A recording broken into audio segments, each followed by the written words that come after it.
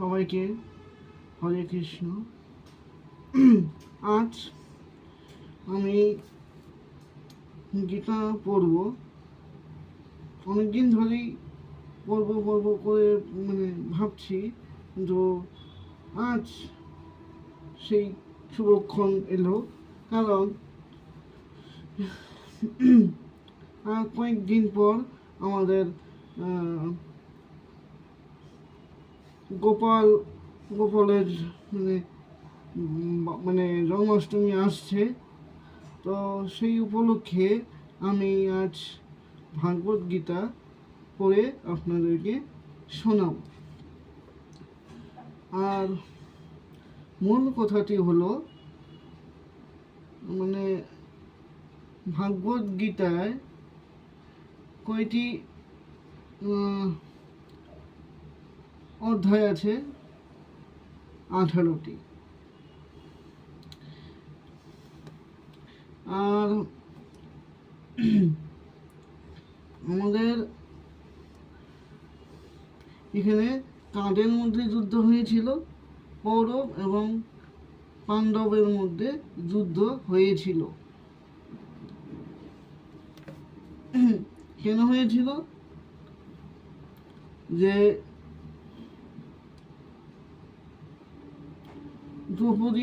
দ্রৌপদীর অপমান এবং আর সম্পত্তি জন্য,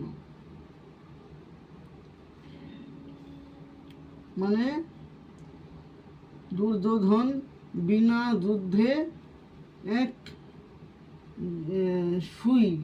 শুয়ে যেরকম শুয়ের যে ঢাকাটা, চুক্ষা জায়গাটা ওই রকম বিনা যুদ্ধে দেবে না। কারণ 5টি রাজ্য দিতে বলা হয়েছিল, আমাদের শান্তির দূত হিসাবে যাওয়া শ্রীকৃষ্ণ 5টি গ্রাম দিতে বলেছিলেন, কিন্তু দুর্যোধন রাজি হয়নি। আমি বিনা যুদ্ধে একটিও জমি দেব না। আচ্ছা,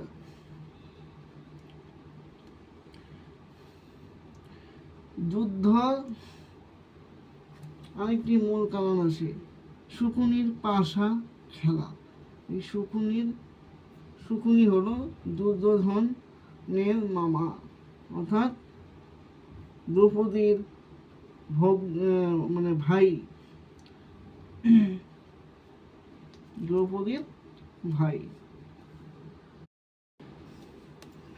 আপনাদেরকে বলে দিই আপনাদেরকে, ব্যাসদেব আশীর্বাদ দিয়েছিলেন সঞ্জয়কে দিব্যচক্ষু দান করেছিলেন ব্যাসদেব।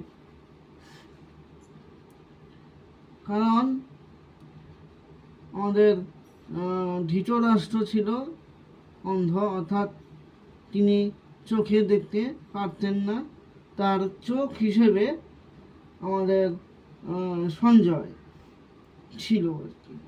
তার জন্য তাকে ব্যাসদেব দিব্যচক্ষু প্রদান করেছিলেন, যাতে ঘরে বসেই যুদ্ধ দেখতে পান এবং রাজাকে অর্থাৎ ধৃতরাষ্ট্রকে বলে দিতে পারেন যুদ্ধে কি হচ্ছে।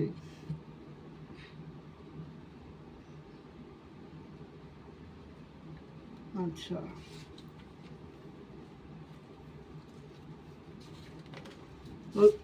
যুদ্ধে কি হচ্ছে এবার ধৃতরাষ্ট্র আমাদের সঞ্জয়কে কি জিজ্ঞাসা করছে দেখি।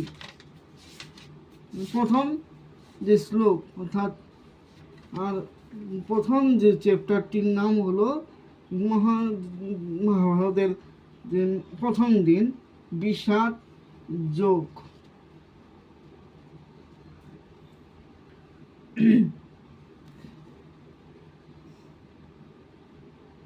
বিষাদ যোগ চ্যাপ্টার শুরু করা হোক।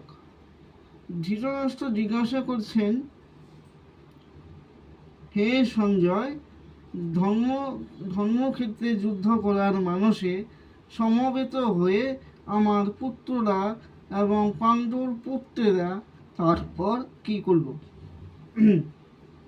ধৃতরাষ্ট্রের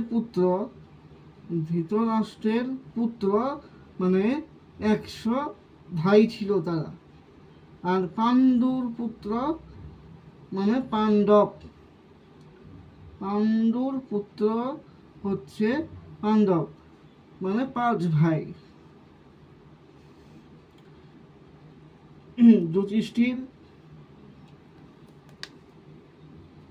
ভীম, অর্জুন, নকুল এবং সহদেব। ওদের আরেকটি ভাই আছে, সেটি পরে বলছি।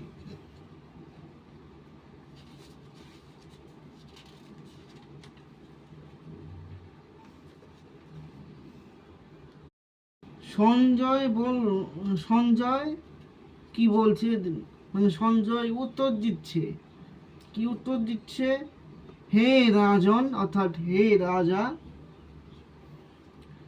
পাণ্ডবদের সৈন্যসজ্জা দর্শন করে রাজা দুর্যোধন দ্রোণাচার্যের কাছে গিয়ে বললেন। সঞ্জয় রাজাকে বলছেন যে আমাদের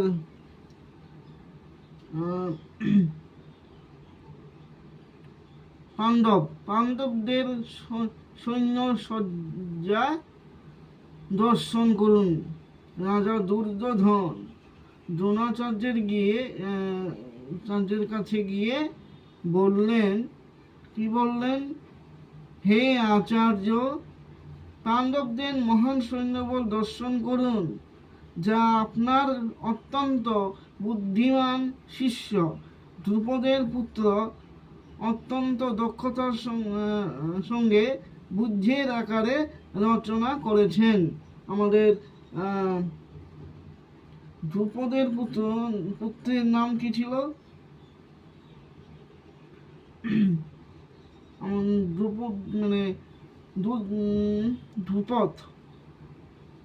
ধ্রুপদ ছিল পাঞ্চাল রাজ্যের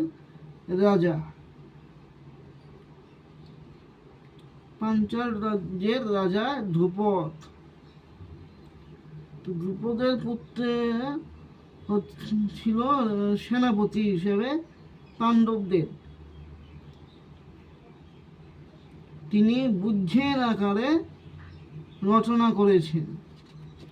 মানে যুদ্ধ করতে হলে একটি আকার ধারণ করতে হয়, যেরকম অভিমন্যুর সময় চক্রব্যূহ বানিয়েছিল, সেই রকম তারা প্রথম দিন ওই রকমই একটা মানে ওই রকমভাবেই একটা সাজিয়েছে বুদ্ধের আকারে।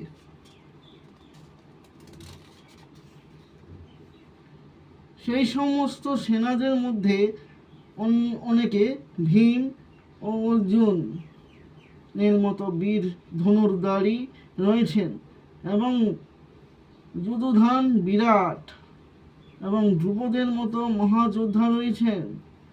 সেখানে ধৃষ্টকেতু আমাদের দ্রুপদের পুত্র, চেকিতান, কাশীরাজ, পুরোজিৎ, কুন্তিভোজ ও শৈব্যের মতো অত্যন্ত বলবান যোদ্ধারাও রয়েছেন। সেখানে রয়েছেন অত্যন্ত বলবান যুধমন্যু, প্রবল পরাক্রমশালী উত্তমৌজা, সুভদ্রার পুত্র এবং দ্রৌপদীর পুত্রগণ। সুভদ্রার পুত্র কে ছিল? সুভদ্রার পুত্র ছিল অভিমন্যু এবং দ্রৌপদীর পুত্রগণ। দ্রৌপদীর পুত্রও ছিল 5 ভাই, আর অভিমন্যুকে নিয়ে 6 ভাই। যেরকম কর্ণের যে 12 ভাই আছে, কর্ণ কিন্তু জানতো না। আর মৃত্যুকালে জানতে পেরেছিল যে অর্জুন, ভীম, নকুল, সহদেব, যুধিষ্ঠির এরা তারই ভাই, তার আগে জানতো না। আচ্ছা,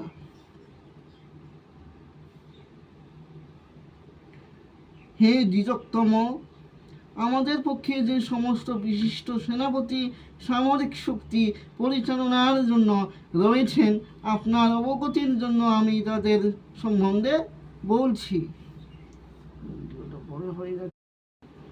সেখানে রয়েছেন আপনার মতোই ব্যক্তিত্বশালী ভীষ্ম।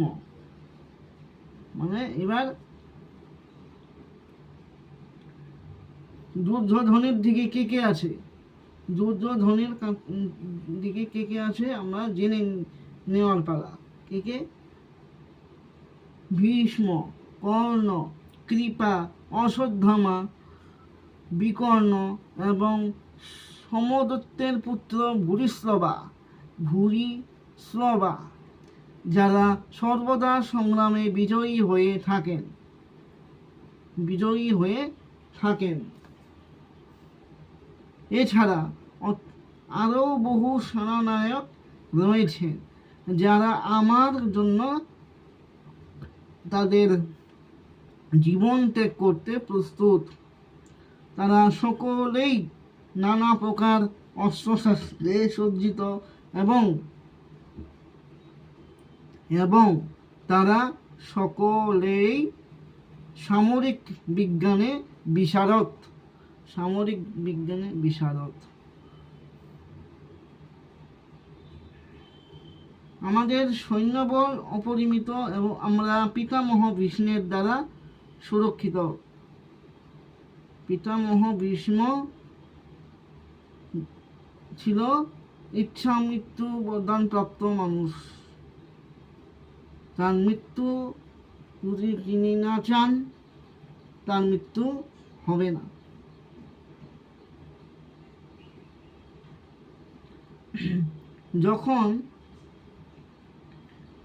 যখন আপনারা সকলেই সেনাযুদ্ধের প্রবেশপথে নিজ নিজ গুরুত্বপূর্ণ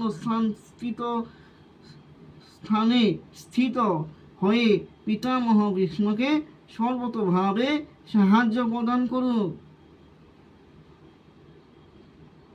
এই কথাগুলো কে বলছে? আমাদের দুর্যোধন।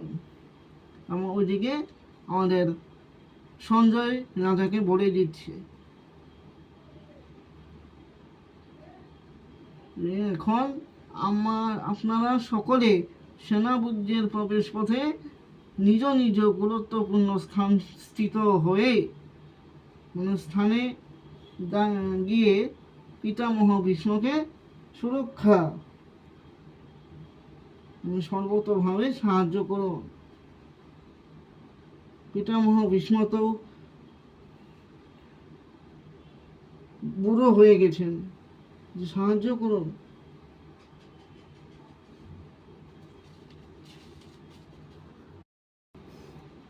তারপর তখন কুরু বংশের বৃদ্ধ পিতামহ ভীষ্ম দুর্যোধনের হর্ষ উৎপাদনের জন্য সিংহের গর্জনের মতো অতি উচ্চনাদে তার শঙ্খ বাজালেন। যুদ্ধ করতে হলে আগে যখন যুদ্ধ হতো, যুদ্ধ শুরু করার আগে বা যুদ্ধের শেষে শঙ্খনাদ হতো। শঙ্খের শব্দে যুদ্ধ শুরু হতো এবং শঙ্খের শব্দে যুদ্ধ শেষ হয়ে যেত। তো যুদ্ধের সূচনার জন্য পিতামহ ভীষ্মের যে শঙ্খটি ছিল, সেটি সিংহের গর্জনের মতো শোনা যেত। সেই শঙ্খটি পিতামহ ভীষ্ম বাজিয়ে যুদ্ধের সূচনা করলেন।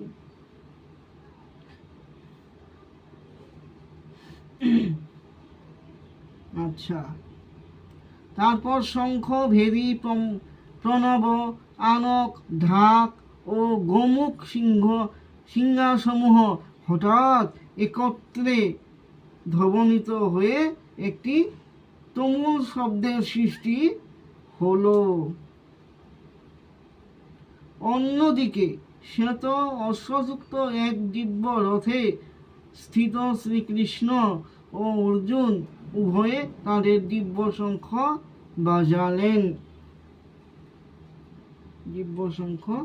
বাজালেন। আচ্ছা, আমরা জানতে পারছি যে এখন যুদ্ধের জন্য সবাই প্রস্তুত হয়ে রয়েছেন। তো আজকে এই পর্যন্তই থাক, কারণ আমরা জানতে পারলাম যে সবাই যুদ্ধের জন্য তৈরি হয়ে রয়েছেন, যে প্রথম দিনের যে যুদ্ধটি এবার শুরু হবে। আজ এই পর্যন্তই থাক, বাকি অংশটুকু আমরা পরে আরেকদিন পরে শোনাবো। তো আজকের মতো সমাপ্ত। হরে কৃষ্ণ কৃষ্ণ কৃষ্ণ হরে হরে, হরে রাম রাম রাম হরে হরে। শ্রীমদ্ ভাগবত গীতা হরি বল, হরি বল, হরি বল।